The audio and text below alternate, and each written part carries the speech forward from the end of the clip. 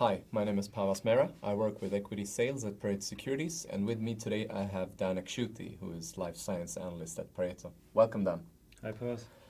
So Dan, during last autumn you initiated coverage of a Swedish biotech firm called PledPharma. Their lead contender currently is called Pledox, which has 2 ongoing phase 3 studies, and recently there was some news that actually caused the stock price to fall quite sharply. It has recovered somewhat since then, but is still quite low. Could you please elaborate on what has actually happened?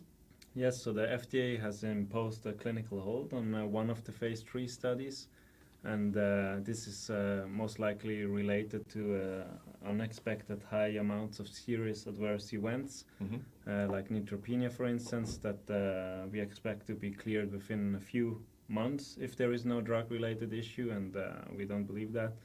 If there would be a manufacturing or quality issue, then these kind of holds can remain for quite a long time. Yeah. And but this is not the case in Pled. So what exactly do you think could have triggered these events? So I think in Pled's case, this is the disease and health status of the patients. So they are very heterogeneous. They include patients even now, which they didn't in the phase 2, that have life expectancy below 3 months. And so you have some patients that are doing better, some really worse. So obviously you're having a lot of bad things happening to these patients. And they also just started their FOLFOX chemotherapy regimen together with Pledox, where you give a cocktail of 3 compounds that are also quite toxic. Yeah. So it's just that, plus the FDA doesn't have the full picture on all the unblinded data and wasn't continuously updated. Yeah, that's actually a point that we will hold on to, that they don't have the unblinded data. Could you please elaborate? So what are actually the risk and the safety concerns going forward? Yeah, so we actually believe that there is very, very little risk. So the Independent Drug Safety Monitoring Board has recommended the continuation of the study without any modification.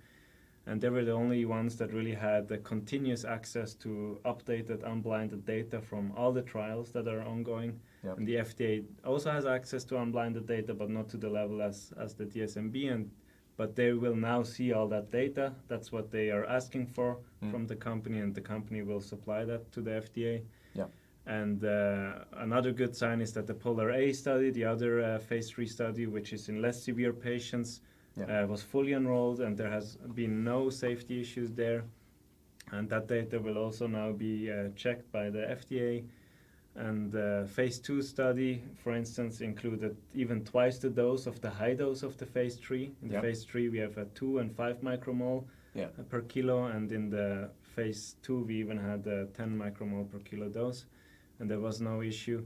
And the precursor of the drug has been dosed to more than 240,000 patients at the high dose level of the Polar M trial that has been now stopped, and has been considered safe. And Pledox itself has been dosed to more than 500 patients, more than 2,700 doses have been given, and there have been no treatment-related safety issues.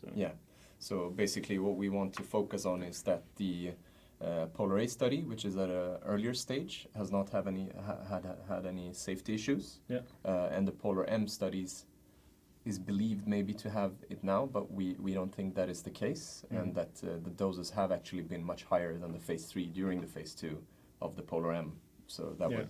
So I think these are all very good points, and one good point is to know that the entity that knows everything, the Drug Safety Monitoring Board, has said that there is no issue and that they recommend the continuation of the studies. So this is basically a decision made solely by FDA currently. So moving on, what is going to happen over the upcoming weeks, do you think? So in general, the Polar A remains completely unaffected. The catalyst for end of this year is still intact. These are the top-line data for that trial. And Polar M is also continuing enrollment in Europe and Asia, despite the FDA hold. And Pled is now preparing an answer for the concerns the FDA mentioned. The FDA will send a formal letter by latest last week of February to PledPharma, and they will answer hopefully within 2 weeks, since I can prepare already now.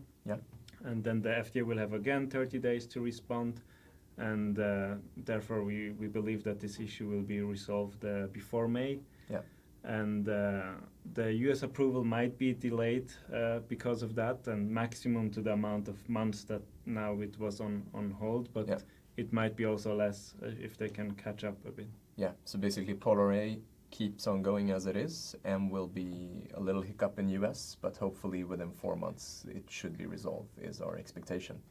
Yeah, even before maybe.